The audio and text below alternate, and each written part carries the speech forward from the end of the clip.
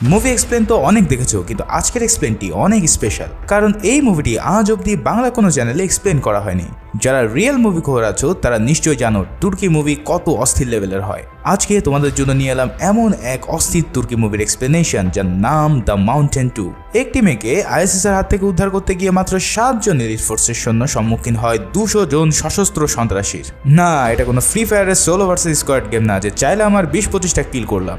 এই মুভিতে দেখানো হয়েছে কিভাবে মাত্র কয়েক রাউন্ড গুলি দিয়ে তারা উড়িয়ে দিয়েছিল পুরো একটি জঙ্গি সংগঠনকে। এখানে দেখতে পাবে স্নাইপার ভার্সেস স্নাইপারের অসাধারণ ফাইট ও টান টান উত্তেজনার সকল ইভেন্টস। তো আর দেরি না করে চলো তোমাদেরকে এক্সপ্লেন করে এই মাস্টারপিস মুভিটি। আশা করি পুরো মুভিটি না টেনে দেখবে এবং নতুন হয়ে থাকলে চ্যানেলটি সাবস্ক্রাইব করে দেবে।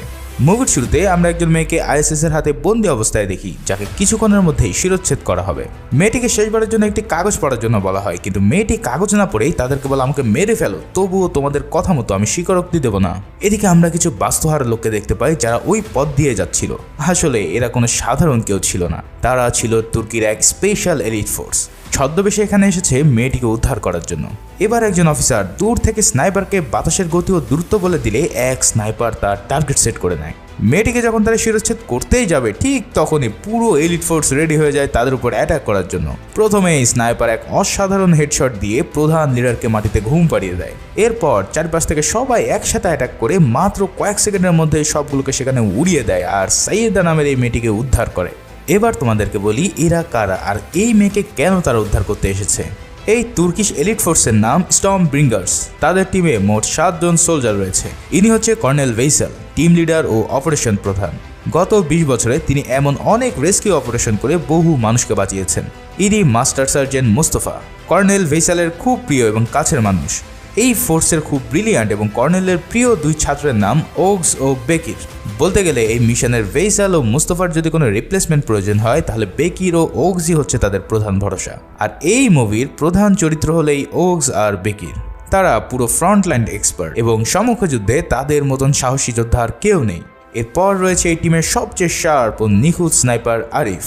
লক্ষ্য যতই দূরে থাকুক তার এক শটই যথেষ্ট শত্রুর মাথা এফোর ওফোর করে দেওয়ার জন্য। এছাড়াও সে একজন কাব্যিক মানুষ। স্নাইপার চালানোর সময় কবিতা বলে বলে শট নিতে তার বেশি ভালো লাগে। টিমে একজন এক্সপ্লোশন এক্সপার্ট আছে যার নাম সার্জেন্ট বেব্রাস। যে কোনো কিছু দিয়ে বোম বানিয়ে ফেলা এবং হেভি মেশিন গান চালানোতে সে ব্যাপক এক্সপার্ট। আর সর্বশেষে রয়েছে সার্জেন্ট এশরেফ নামের এক ভয়ঙ্কর সোলজার যার হাতে সবসময় শটগান থাকে। এশরেফ খালি হাতে মারামারিতে ব্যাপক এক্সপার্ট। সবার পরিচয় তো হলো, এবার আসি কেন তারা এই মিশনে নেমেছে। যেই মেয়েটিকে তারা রেস্কিউ করার জন্য এসেছে তার নাম সাইয়েদা। পেশায় সে একজন টার্কিশ জার্নালিস্ট। নিউজ কভারের জন্য ইরাক তুর্কির বর্ডারে এসে সে ফেসে যায় আইএসএস এর হাতে। যেহেতু সে তুর্কি নাগরিক তাই এই এলিট ফোর্সদের পাঠানো হয় তাকে রেস্কিউ করার জন্য। ফলে তাদের মিশন থাকে যে করেই হোক এই সাইয়েদাকে তুর্কিতে নিয়ে আসতে হবে।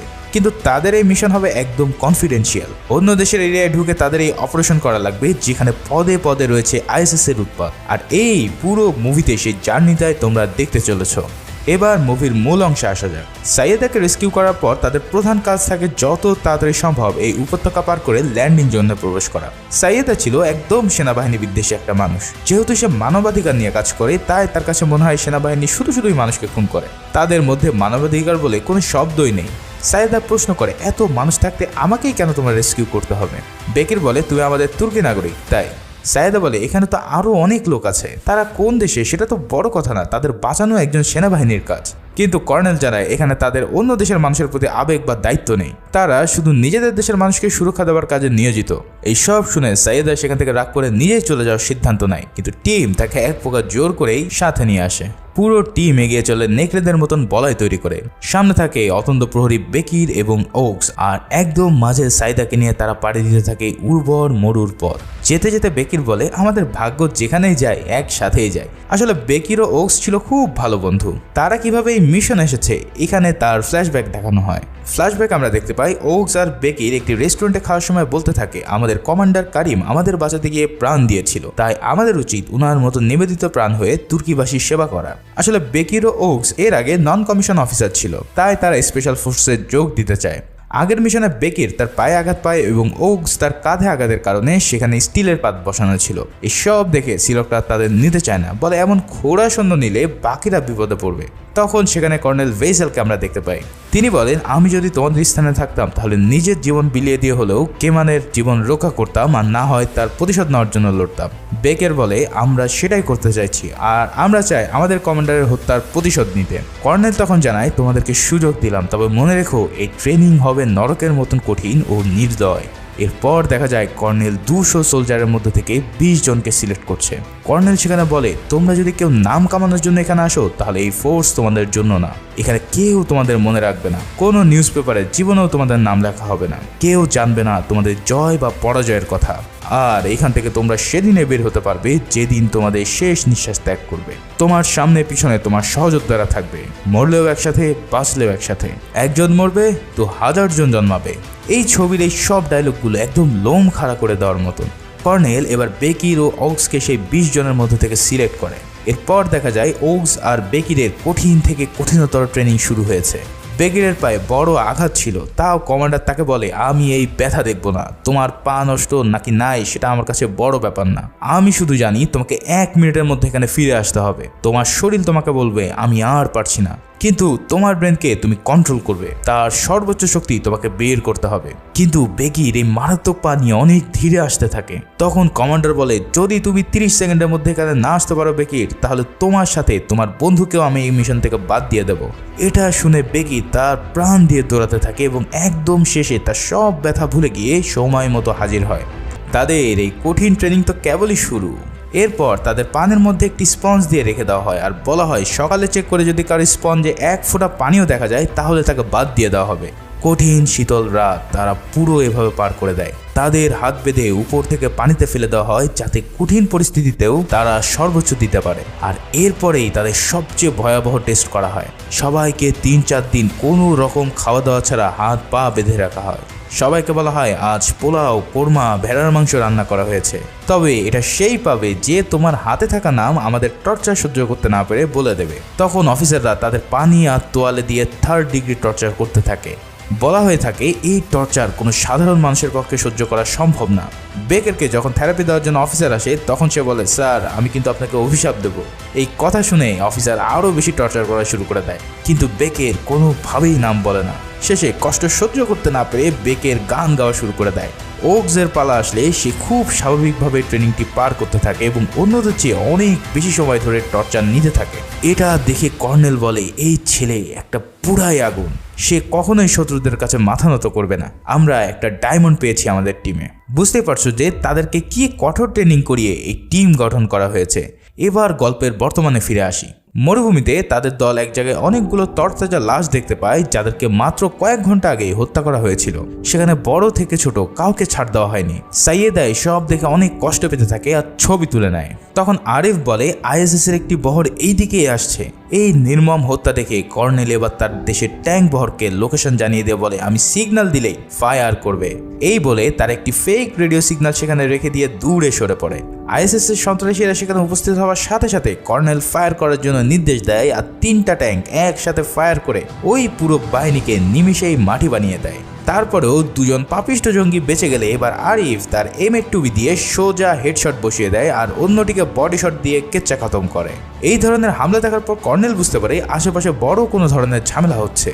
তাই হেডকোয়ার্টারকে কল দিলে হেডকোয়ার্টার জানায় যত দ্রুত সম্ভব নিজ এলাকায় যেন তারা চলে আসে, কারণ উত্তর কুদ্দিতে প্রায় 1000 খানেক লোক জড়ো হয়েছে সীমান্ত বন্ধ করে দেওয়ার জন্য। তাই পুরো টিম আবারও পথ চলতে শুরু করে। রাতে এক স্থানে পৌঁছালে সবাই দেখতে পায় সেখানে একটি জঙ্গি ঘাঁটি রয়েছে যা তারা উড়িয়ে দেওয়ার জন্য প্রস্তুতি নিচ্ছে। সেই সময় পুরো টিম তাদের রাইফেলের সাইলেন্সার লাগিয়ে নিয়ে তাদের উপরে অ্যাটাক করে। সেখানে তারা একটি টাইম বোমা সেট করে রাখে। সন্ত্রাসীদের তৈরি সে টাইম বোমাটিকে এবার বেবাস ডিফিউজ করার কাজে নেমে পড়ে আর অন্যরা ফাইট করতে থাকে। ঠিক সেই সময় একজন ওগসের উপর হামলা চালায়, কিন্তু ঠিক সময়ে এসরেফ সেখানে এসে তাকে বাঁচিয়ে নেয়। সেই সাথে তারা খুব সময় মতন বোমটি ডিফিউজ করতে সক্ষম হয়। এদিকে সকালবেলা ও সাইয়েদাকে কিভাবে গান চালাতে হয় তা শেখাতে থাকে, কারণ এখানে সবাই কোনো না কোনো ভাবেই হেল্প করা প্রয়োজন। তখন সাইয়েদা ওকসকে বলে, আচ্ছা তোমরা যখন কাউকে হত্যা করো তোমরা কেমন ফিল করো?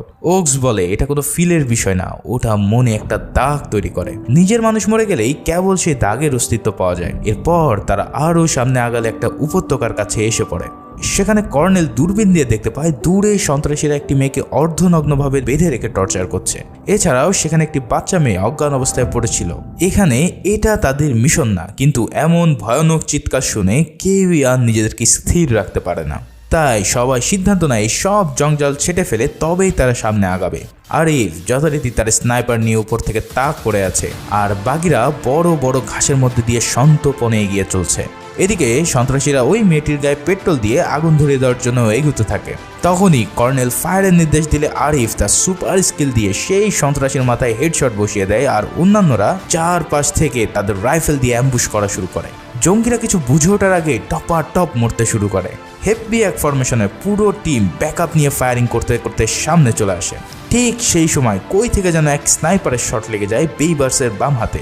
সাথে সাথে ওকস বলে ওঠে, স্নাইপার সবাই ব্যাকআপ নাও।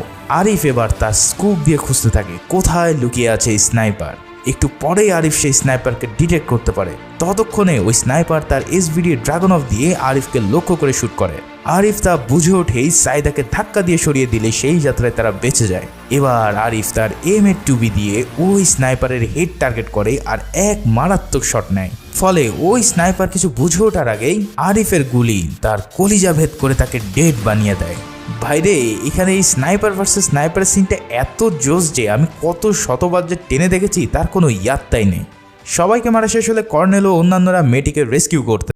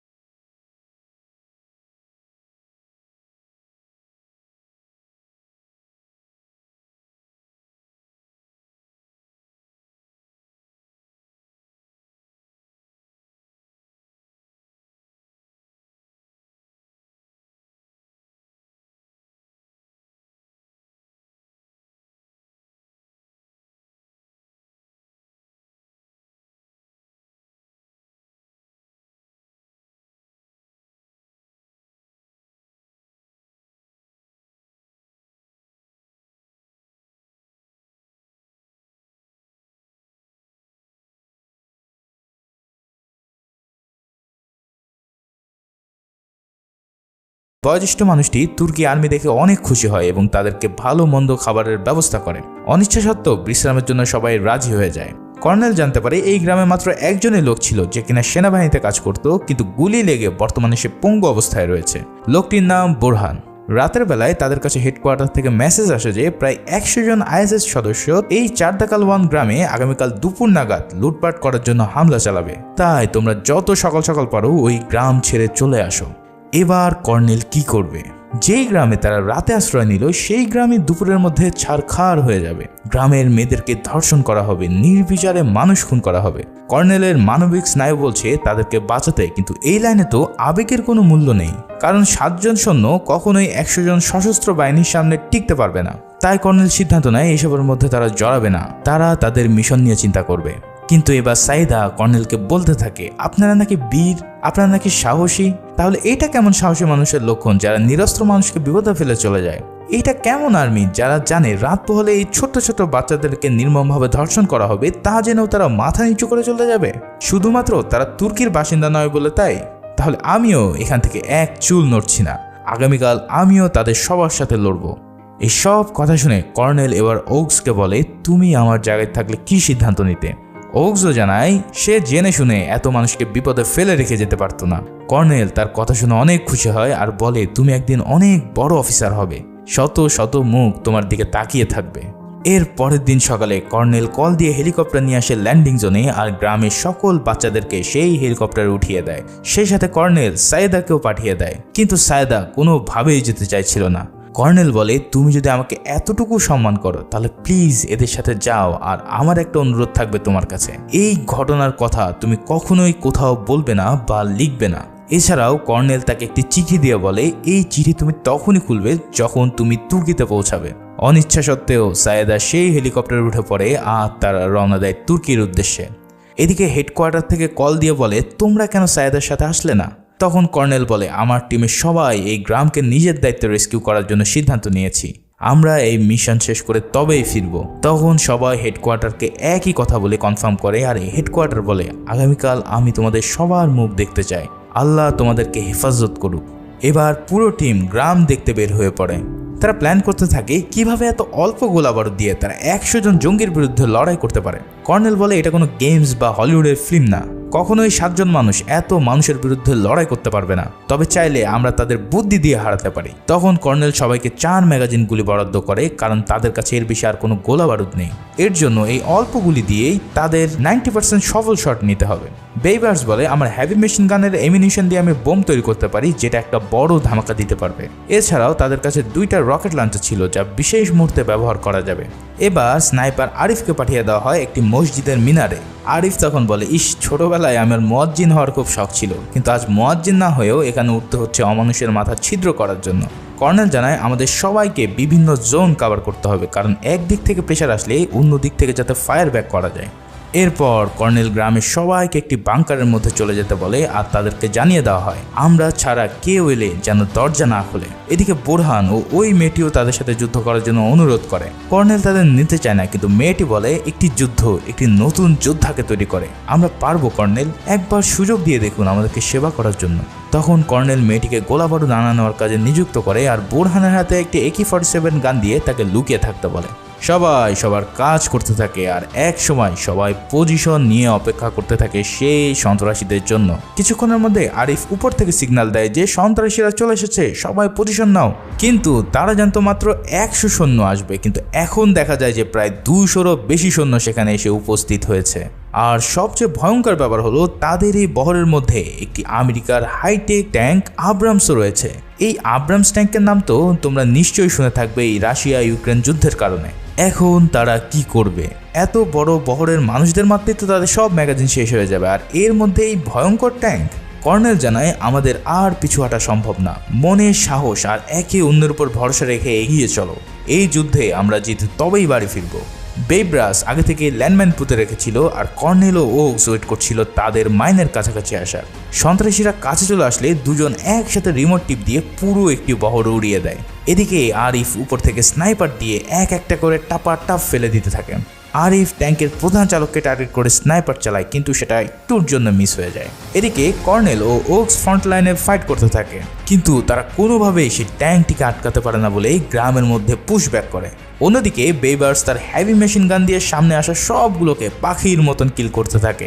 বোরহানও তার হাতের AK-47 দিয়ে অনেক বাধা দেওয়ার চেষ্টা করে, কিন্তু তার বন্দুক জ্যাম হয়ে গেলে একজন তার উপর অ্যাটাক করে বসে। তখন সেখানে এসএফ এসে তাকে কোনো রকম বাঁচিয়ে নেয়। এবার গ্রামের মধ্যে ট্যাঙ্ক ঢুকে পড়লে কর্নেল বেইবার্সকে SMAW রকেট লঞ্চার নিয়ে আসতে বলে। তখনই সেই মেয়েটি অনেক রাউন্ড গুলি আর রকেট লঞ্চার নিয়ে দৌড়ে তাদের কাছে আসতে থাকে। মুহু গোলাবর্ষণের মধ্যে দিয়েও মেয়েটি আসতে সক্ষম হয়। উপর থেকে আরিফ পুরো জোন কভার করতে থাকে। ততক্ষণে ট্যাঙ্ক বুঝে ফেলে যে মসজিদের উপরের স্নাইপার খুব ঝামেলা করছে। তাই তারা মসজিদের মিনার লক্ষ্য করে তা ব্লাস্ট করে দেওয়ার জন্য। এটা দেখে মোস্তফা তাকে লাফ দেওয়ার জন্য কল করে, কিন্তু ততক্ষণে ট্যাঙ্ক সেই মিনারটি উড়িয়ে দেয়। এবার ট্যাঙ্কের একদম সামনে ওগস ও বেকির তার রকেট লঞ্চার নিয়ে লাস্ট শট নেয় এবং অ্যাব্রামস ট্যাঙ্কটিকে উড়িয়ে দিতে সক্ষম হয়। পরে দেখা যায় আরিফ অনেক ঘায়াল অবস্থায় এখনো বেঁচে আছে এবং সে আবারও সেখানে বসেই স্নাইপার চালানো শুরু করে। নিচে কর্নেল ও মুস্তফা একটি জায়গায় ফেসে গেলে মুস্তফা বলে, কর্নেল আমি আপনাকে কাভার দিচ্ছি, আপনি এখান থেকে বের হয়ে যান। কর্নেল বুঝতে পারে যে এই কাভার দিতে হলে তার জীবন বাজি রাখতে হবে। তখন মুস্তফা বলে, আমার ছেলে একদিন প্রশ্ন করেছিল যে বাবা তুমি কি একজন হিরো? আমি বলেছিলাম না, আমি হিরো না, কিন্তু আমি যার আন্ডারে কাজ করি সে হলো আসল হিরো। স্যার আমি একজন হিরোর জন্য জীবন বাজি রাখতে চাই। এই কথা শুনে কর্নেল তাকে বিদায় জানিয়ে সেখান থেকে বের হয়ে যায়। অন্যদিকে বেইবার্সের উপরে গ্রেনেড ছুঁড়ে মারে জঙ্গিরা, কিন্তু সে তো আর কম যায় না, তাই গ্রেনেডটিকে কুড়িয়ে নিয়ে তাদের দিকে সে আবার ছুঁড়ে মারে। ইতিমধ্যে মোস্তফাকে সন্ত্রাসীরা ঘিরে ফেলে বন্দি বানিয়ে নেয়। আরিফ উপর থেকে তাদের উপর স্নাইপার তাক করে, কিন্তু মোস্তফা গুলি করতে না করে দেয়। এরপর মোস্তফা তার কাছে থাকা গ্রেনেডটি হাতে নিয়ে বলে, আমার ছেলেকে দেখে রেখো আরিফ। আর সেই সাথে বলে ওঠে, একজন মরবে তো 1000 জন জন্মাবে। এটা বলে মোস্তফা তার গ্রেনেডটি বিস্ফোরণ ঘটিয়ে সবার সাথে সেখানেও নিজেকে শেষ করে দেয়। মোস্তফার এমন আত্মত্যাগে কর্নেল সহ পুরো টিম মুষড়ে পড়ে, কিন্তু যুদ্ধে তো কোনো আবেগ চলে না, তাই সবাই ফাইট করতে করতে সামনের দিকে এগিয়ে যায়। ইতিমধ্যেই বোরহান ও ওই মেয়েটি গুলি খেয়ে আহত হয়ে পড়ে। তাদেরকে উদ্ধার করে নিয়ে যাওয়ার সময় এবার এক স্নাইপার এসরেফের পুরো পেট এফোর ওফোর করে দেয়। এসরেফ সাথে সাথে বসে পড়ে আর আরিফকে সিগন্যাল দেয়, প্লিজ এসো না। এরপর সে বলে, আরিফ তুমি আমাকে ঢাল বানাও। আরিফ বলে, আমি এটা করতে পারবো না, আমি তোমাকে এখান থেকে যেভাবে হোক বের করে নিয়ে আসবো। এসরেফ জানায়, আমি আমার বডি নড়াতে পারছি না ভাই, তাই আমার ব্রেনটাকে কাজে লাগিয়ে তুমি আমাকে ঢাল বানাও। কোনো উপায় না দেখে আরিফ এবার এসরেফকে ব্যাকআপ হিসেবে নিয়ে তার স্নাইপার তাক করে। এবার এশরেফ স্নাইপার কোন দিকে আছে তা বলে দিলে আরিফ তার সুনিপুণ হাতে একদম সেই জঙ্গি স্নাইপারের স্কুপ সহ চোখ উড়িয়ে দেয়। দুজনের এমন মৃত্যুর পর পুরো টিম একদম লাস্ট ব্যাকআপে চলে যায়, কিন্তু সবার কাছে আর মাত্র 1 ম্যাগাজিন বারুদ রয়েছে। এখনও 30-40 জন সন্ত্রাসী রয়েছে তাদের পুরো এলাকা জুড়ে। এই গুলি শেষ হয়ে গেলে তাদের বাঁচার আর কোনো রাস্তা নেই, কিন্তু তারা তো হার মানবে না, তাই চারপাশে সব সন্ত্রাসীরা ঘিরে ধরলেও সবাই তাদের সাধ্য মতন কিল করতে থাকে। এদিকে কর্নেল দেখতে পায় এক আত্মঘাতী বোমা হামলাকারী তার কাছে আসছে পুরো টিমকে উড়িয়ে দিতে। কর্নেলের কাছে রয়েছে মাত্র 1 রাউন্ড গুলি, আর সেটা শুট করতেই অন্য এক সৈন্য এসে ওই বোমারুকে বাঁচিয়ে নেয়। আর কোনো উপায় না দেখে কর্নেল এবার তাকে ধরার জন্য নিজেই দৌড় দেয়। একদম কাছে এসেই কর্নেল তার হাত চেপে ধরে যাতে সে বোম ট্রিগার করতে না পারে। তখন অন্য এক সন্ত্রাসী পিছন থেকে গুলি করলে কর্নেলও গুলিবিদ্ধ হয়ে সেখানে পড়ে যায়। ওগস, বেকির, আরিফ, বোরহান সবাই এই দৃশ্য দেখে নিজেদের সকল শক্তি ব্যবহার করে পুরো জঙ্গি টিমকে সাফ করতে সক্ষম হয় আর কর্নেলের কাছে গিয়ে তাকে উদ্ধার করে। কিন্তু ইতিমধ্যে কর্নেল বুঝে গিয়েছে যে এখান থেকে তার আর ফেরা সম্ভব না, তাই সবাইকে উদ্দেশ্য করে কর্নেল বলতে থাকে, আমাদের সুন্দর মুহূর্তগুলোর কথা মনে রেখো। বেকির, ওগস, তোমাদের দিকে পুরো জাতি তাকিয়ে থাকবে, তাদেরকে কখনো নিরাশ করো না। তোমাদের জন্য আজ আমি শান্তিতে যেতে পারছি, কারণ আমরা এই গ্রামের মানুষদের রক্ষা করতে পেরেছি। এই বলে কর্নেল ফেইসাল শেষবারের মতন তার 2 চোখ বন্ধ করে মৃত্যুকে আলিঙ্গন করে। সবাই মুস্তফা, এশরেফ ও কর্নেলের আত্মত্যাগে শোকে মুহ্যমান হয়ে পড়ে। আসলে যুদ্ধ মানে বড় কিছু পাওয়ার আশায় নিজের অনেক কিছু বিসর্জন দেওয়া। এবার ফ্ল্যাশব্যাকে দেখানো হয় এই মিশন শুরুর সম্পর্কে। এখানে আমরা জানতে পারি যে মেয়েটিকে তারা উদ্ধার করতে এসেছিল সে ছিল ঘোর আর্মি বিরোধী একজন জার্নালিস্ট। ওকস তখন বলে, সে যখন আমাদেরকে ঘৃণাই করে তাহলে কেন তাকে আমরা উদ্ধার করতে যাব। কর্নেল তখন জানিয়েছিল, আমাদের দেশের জনগণ আমাকে যদি ঘৃণাও করে তাও আমার কর্তব্য তাদেরকে সুরক্ষা দেওয়া। আমরা মেডেল পাওয়ার জন্য লড়ব না, আমরা লড়ব তুর্কিবাসীর সুরক্ষার জন্য। ওদিকে সায়েদা তুর্কিতে পৌঁছালে কর্নেলে সেই চিঠিগুলো পড়তে থাকে। সেখানে কর্নেল লিখেছিল, তুমি ঠিক আমার মেয়ের মতো, সেও কখনো অন্যায়কে প্রশ্রয় দিত না, মানুষ ধর্মই ছিল তার কাছে সবচেয়ে বড়। আমিও তোমার মধ্যে আমার মেয়েকে খুঁজে পেয়েছিলাম। এই কথা শুনে সায়েদা কান্নায় ভেঙে পড়ে। এরপর দেখা যায় 3টা হেলিকপ্টার এলিট ফোর্স স্ট্রম ব্রিঞ্জার্সদের নেওয়ার জন্য সেখানে উপস্থিত হয়েছে। গ্রামের লোকজন তাদের বীরের মতন আপ্যায়ন করছে আর সবাই বাড়ি ফিরে যাওয়ার জন্য প্রস্তুতি নিচ্ছে। আর এই সিনের মধ্যে দিয়েই এই অতি সুন্দর মুভিটি এখানেই শেষ হয়। কেমন লাগলো এই মুভিটি তা অবশ্যই আমাকে জানিও। আর যারা ডাউনলোড লিঙ্ক খুঁজছো তাদের জন্য একটি টেলিগ্রামের চ্যানেলের লিঙ্ক আমার পিন কমেন্টে দেওয়া থাকবে। সবাই ভালো থাকো, সুস্থ থাকো, ধন্যবাদ।